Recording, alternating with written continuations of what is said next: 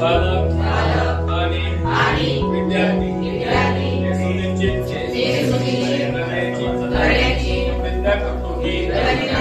आमची शाळा येतो सुरक्षित आणि आनंददायी आम्ही शाळेच्या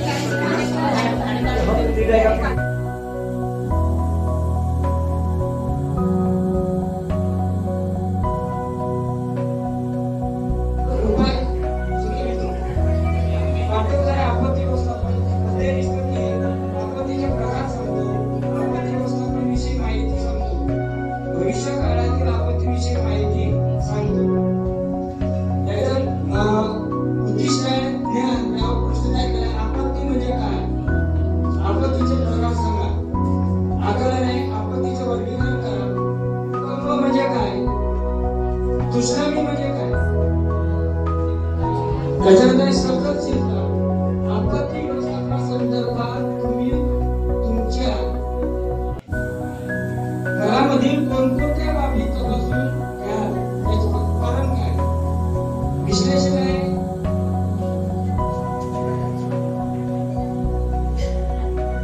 विजा चमकत असताना आपण काय खबरदारी घेतली पाहिजे.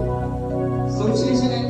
नैसर्गिक आपत्ती व मानव निर्मित आपत्ती यामधील फरक स्पष्ट करा. नवनिर्मिती आहे.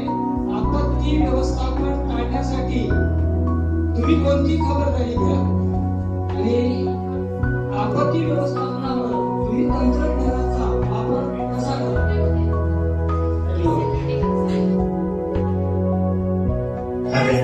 महात्मा गांधी विद्यालयामध्ये सहाय्यक शिक्षक म्हणून काम करतो. मी खुशाल पावन सोपे महात्मा गांधी कन्या विद्यालयामध्ये. प्रेमदास लक्ष्मण राऊत वैद्यनाथ विद्यालय चोपडा. मी वासुदेव गुणराज जुवाडे डॉक्टर आंबेडकर विद्यालय नालगोंडा. माझं नाव आहे पटेल येथे आदिवासी आश्रमाच्या कुमारी सविता गंगाधर मेहरे जिल्हा परिषद उच्च प्राथमिक शाळा किराडे केंद्र डोंगरगाव. सब्जेक्ट टीचर आमच्या गटाचं नाव आहे रामानुजन गट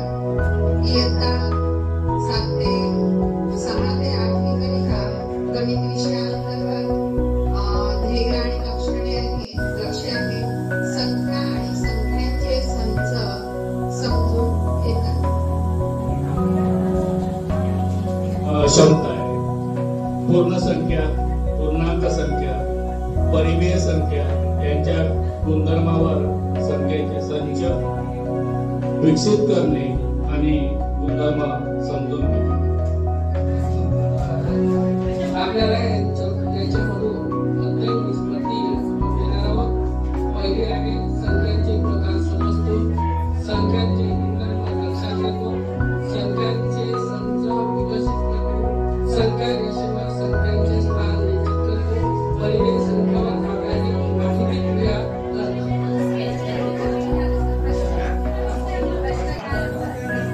तर यावर प्रश्न आला आहे, लहान नैसर्गिक संख्या कोणती? पहिला प्रश्न, लहान नैसर्गिक संख्या कोणती? दुसरा प्रश्न आहे, लहान पूर्णांक संख्या कोणती? तर याचं प्रश्न प्रकार आहे, लहान नैसर्गिक संख्या कोणती? प्रश्न प्रकारामध्ये येत आहे वस्तुनिष्ठ आणि अध्ययन निष्पत्ती आहे एक, आणि त्यानंतर आहे ल्यूम. ल्यूम हा ज्ञानाकृतीत आहे. त्यानंतर दुसरा प्रश्न, अशा पद्धतीने 6 प्रश्नांची इथं निर्मिती केलेली आहे. प्रश्न प्रकार आहे वस्तुनिष्ठ, लघुत्तरी, लघुत्तरी, वस्तुनिष्ठ आणि दीर्घोत्तरी. त्यानंतर अध्ययन निष्पत्ती दिलेली आहे वस्तुनिष्ठ आणि 1, वस्तुनिष्ठ 1, लघुत्तरी 2, लघुत्तरी 3, वस्तुनिष्ठ 4 आणि दीर्घोत्तरी 4. त्याच्यामध्ये लिहून दिलेले आहे वस्तुनिष्ठाकरता ध्यान, वस्तुनिष्ठाकरता ध्यान, त्यानंतर लघुत्तरीकरता आकलन, लघुत्तरीकरता आकलन आणि वस्तुनिष्ठाकरता आकलन, आणि शेवटी दीर्घोत्तरीकरता उपाययोजना. अशा पद्धतीने हा जो गणिताचा संख्या आणि संख्यांचे संच हे आम्ही गट काही सादर केलेला आहे. तर आज विषय सामाजिक शास्त्र या विषयाचा आम्ही सादरीकरण करत आहोत. यात सहभागी शिक्षक आहेत Shri R.T. Mukundwar sir, H.K. Surpam sir, P.G. Nagwade sir, अ.ग. Meshram sir, C.P. Hazare sir, S.R. Shete sir, कुमारी तृप्ती P. कांबळे मॅडम आणि श्रीमती अलका M. अंडलकर मॅडम. तर गटाचं नाव आहे, आमच्या गटाचं नाव आहे पृथ्वी, वर्ग 7वा आणि पाठ्यांश आहे ऋतुनिर्मिती. मी राहुल दिगंबर तोगलवार, डॉक्टर आंबेडकर विद्यालय येथे सहाय्यक शिक्षक आहे. तर आमच्या गटाचे नाव आहे पृथ्वी, पाठ्यांश आहे ऋतुनिर्मिती. त्याचा ध्येय आम्ही घेतलेला आहे ऋतूची विद्यार्थ्यांना ओळख होणे, पृथ्वीच्या गतीची ओळख होणे. त्यामध्ये आम्ही क्षमता घेतलेली आहे ऋतूची निर्मिती कशी होते याचे वर्णन करतो.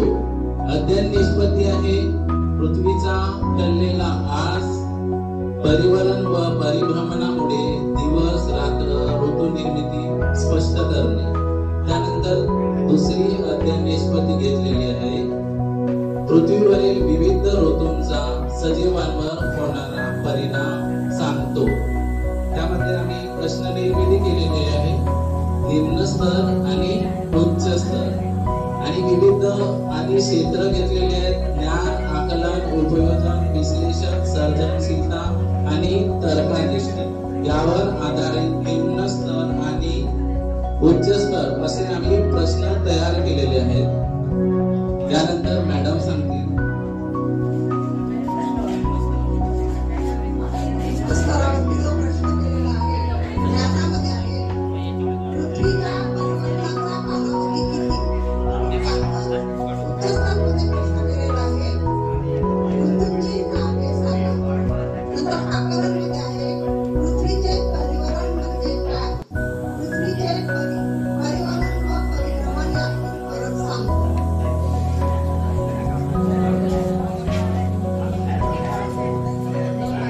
उपयोजन पृथ्वीवर दिवस व रात्र कशामुळे होते? उच्च स्तरामध्ये दिलेलं आहे पृथ्वीवर दिवस व रात्र यांच्या कालावधीत बदल का होतो? विश्लेषण केंद्र स्तरामध्ये दिलेलं आहे पृथ्वीच्या परिवर्तनाचा सजीवावर कोणता परिणाम होतो? उच्च स्तरामध्ये दिलेलं आहे पृथ्वीच्या परिवर्तनाचा सजीवावर होणारा परिणाम स्पष्ट करा.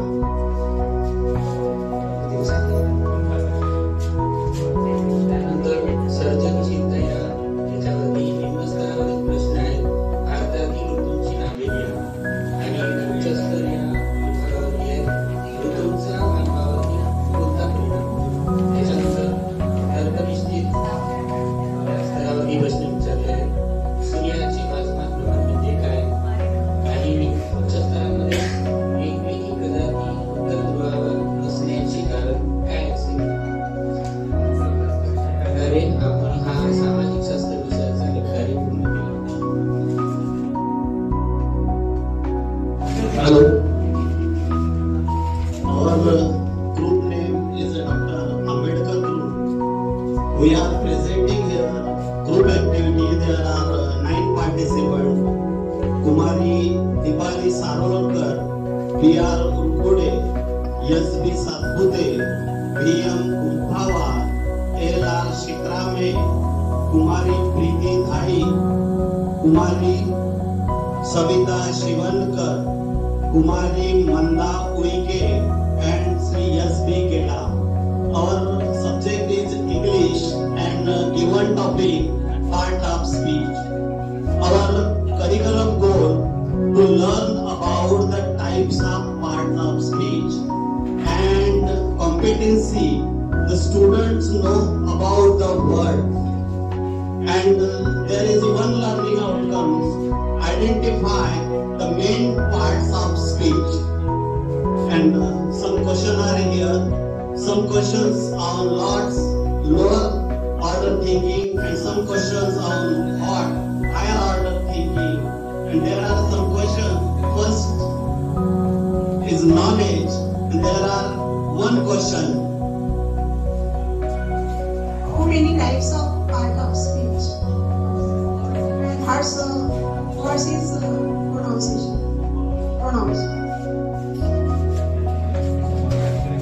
Secondly, understanding, identifying the adverbs. Example are my brother write clearly. And harder thinking. Example is my brother write clearly. Next is obligation. Use the appropriate pronoun in lots and in hearts. Use the pronoun and write the sentences. Francis, under the preposition, underline the preposition. Question is, my cap is on my head. Second example is, Ram sits between Hari and Shah. Now the hot question. Identify the parts of speech. First example is, Namita is not coming today. And second example is, oh, that is really sad.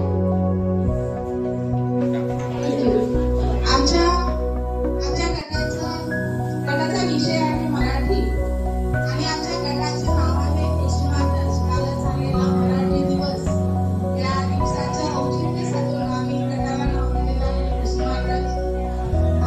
विषय मराठी, वर्ग 7वा आणि अभ्यासक्रमातील घटक आहे श्रावण मास. कवितेचे कवी आहे बालकवी प्रेमक बापू खोबरे. अभ्यासक्रमाचं ध्येय श्रावण महिन्यातील निसर्ग सृष्टीचे विलोभनीय वर्णन. आणि या पाठातून साध्य होणारी क्षमता, अपेक्षित क्षमता आहे निसर्गातील सौंदर्याचा आस्वाद घेण्याची वृत्ती निर्माण करणे. अध्ययन निष्पत्तीमध्ये आहे पावसाळ्यात सर्व परिसर हिरवागार होणे याविषयी चर्चा करणे. नंबर 2 आहे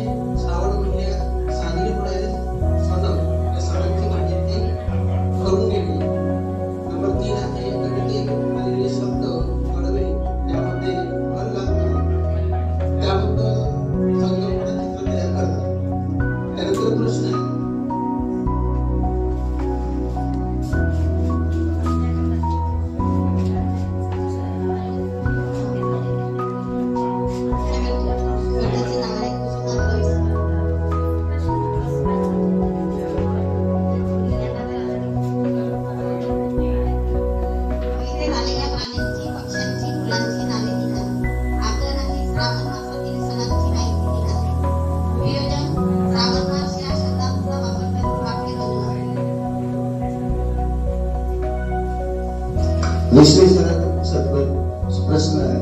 श्रावण मासाचे वैशिष्ट्य विशद करा.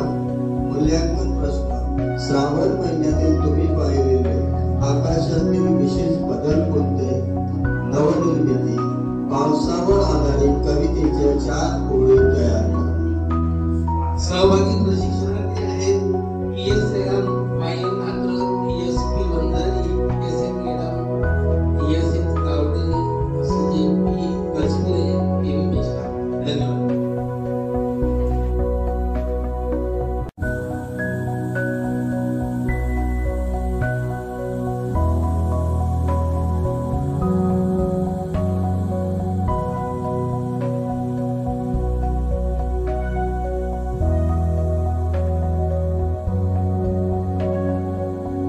तर आपण ती थोडक्यामध्ये कशी पूर्ण करता येईल, कारण आपण सगळेजण शिक्षकी व्यवसायात आहात. त्याच्यामुळे स्किल आणि नॉलेज या दोन्ही गोष्टी आपण घेऊन या व्यवसायामध्ये आलेलो आहोत आणि यामध्ये आपण चांगल्या पद्धतीने काम करतो आहोत.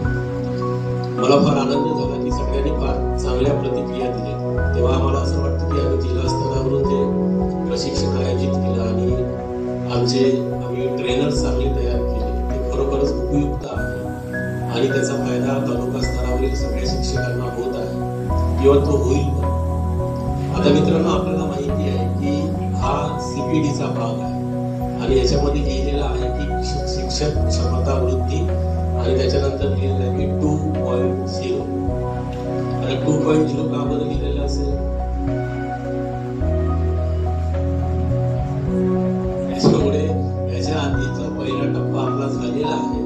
आपण मागच्या जानेवारी, फेब्रुवारी, मार्च मध्ये प्रत्येकाने इथे बसलेल्या प्रत्येकाने 100% शिक्षक क्षमता वृद्धी म्हणा किंवा अध्ययन प्रक्रियेचे व्यवस्थापन म्हणा किंवा शिक्षक शिक्षकीकरण म्हणा अशा वेगवेगळ्या टायटल खाली हे प्रशिक्षण पूर्ण केलेलं आहे. बरोबर आहे? म्हणजेच मी जे सांगितलेलं आहे की प्रत्येक शिक्षकाला 50 तासांचं प्रशिक्षण पूर्ण करणे हे अपेक्षित आहे. इथपर्यंत आपल्याला समजलेलंच नसेल समजलं तर आपल्याला हे समजून घ्यायचं आहे की प्रत्येक शिक्षकाला 50 तासाचं स्वतःचं CPD पूर्ण करणे हे गरजेचं आहे. आता CPD म्हणजे काय? Continuous professional development. म्हणजे याचा अर्थ आम्ही ज्या प्रोफेशनल मध्ये काम करतो आहोत त्या प्रोफेशनल बद्दलची इतंभूत माहिती आम्हाला असणे गरजेचं आहे. त्याच्यामुळे ही माहिती अशासाठी पाहिजे की आम्ही ज्या क्षेत्रात काम करतो त्या क्षेत्रामध्ये नवीन नवीन गोष्टी काय आलेल्या आहेत, नवीन बाबी काय आलेल्या आहेत, नवीन बदल काय झालेला आहे, की जुनं तेच आहे. आता तुम्ही 5 दिवसाचं हे प्रशिक्षण घेतलेलं आहे, याच्यात आलेले जे काही शब्द असतील, जे काही संकल्पना असतील, ते काही नवीन नाही. क्षमता हा शब्द कुठेतरी तुम्ही वाचलेला आहे, अभ्यासलेला आहे. वृद्धी हा शब्द वाचलेला आहे, अभ्यासलेला आहे. सक्षमीकरण हा शब्द वाचलेला आहे, अभ्यासलेला आहे. आम्ही या सगळ्या गोष्टी कुठेतरी DEDला, BEdला, MADला अभ्यासलेल्या आहेत आणि त्याचा वापर आम्ही आमच्या दैनंदिन व्यवहारामध्ये करतो आहोत. पण ते करत असताना आणखी शासन नवीन काय सांगते आहे त्याची आपल्याला सगळ्यांना माहिती व्हावी, याच्यासाठी हे CPD आहे आणि ते शासनाने सगळ्यांसाठी कंपल्सरी केलेलं आहे. त्याच्यामुळे आता ज्यांनी प्रतिक्रिया व्यक्त केल्या त्यांनी फार सुंदर बोलले की प्रशिक्षण चांगलं झालं, आम्हाला बऱ्याच नवीन संकल्पना समजल्या, त्याच्यानंतर आम्ही या दैनंदिन व्यवहारामध्ये उपयोगात आलो. पल्लीवर सरांनी हे पण सांगितलं की स्कॉप जे तुम्ही करताना SQAA यामध्ये आरमोरी तालुक्यात 100% रजिस्ट्रेशन झालेलं आहे. मला माहिती आहे की आपल्या जिल्ह्यामध्ये 12 तालुके आहे आणि आमचं हे काम आहे की आम्ही 12 तालुक्यांचा आढावा घेतो, 12 तालुक्यांना मार्गदर्शन करतो.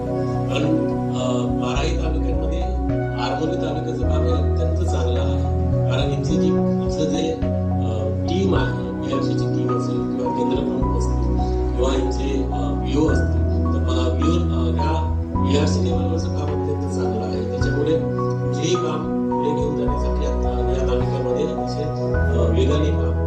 मला हे सांगावं वाटेल की आताच प्रधान सचिव आपल्या गडचिरोली दौऱ्यावर होते, त्यावेळेस त्यांनी BRC आरमोरीला सुद्धा भेट दिली आहे. त्याच्यानंतर थेट तिथे डायटला आले. डायटच्या चर्चेमध्ये त्यांनी BRC आरमोरीची बऱ्यापैकी तारीफ केली. तिथला त्याला काय म्हणतो ड्रेस कोड असेल किंवा प्रेझेंटेशन असेल किंवा सांगण्याची पद्धत असेल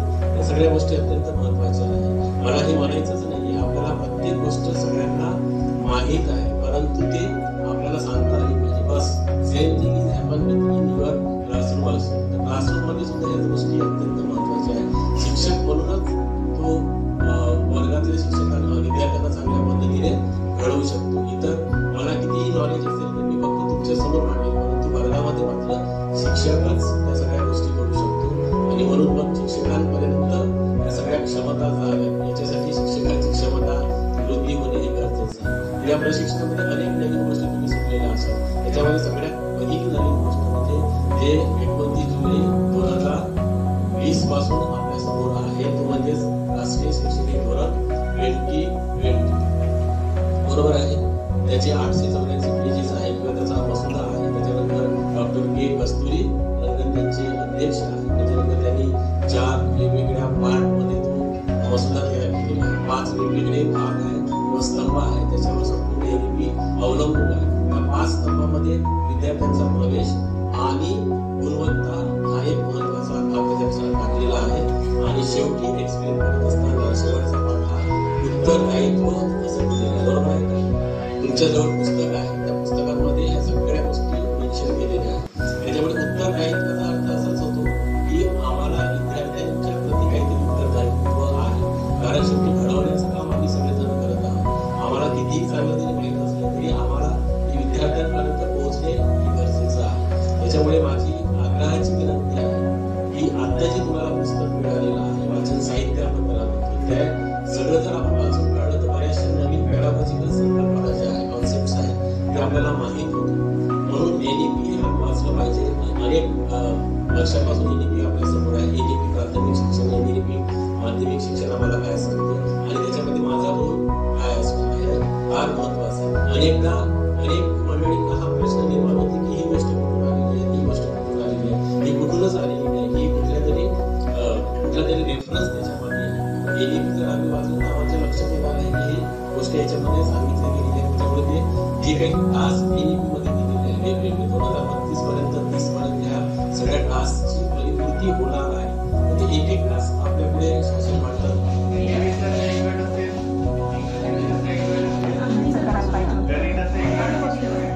मराठी विषय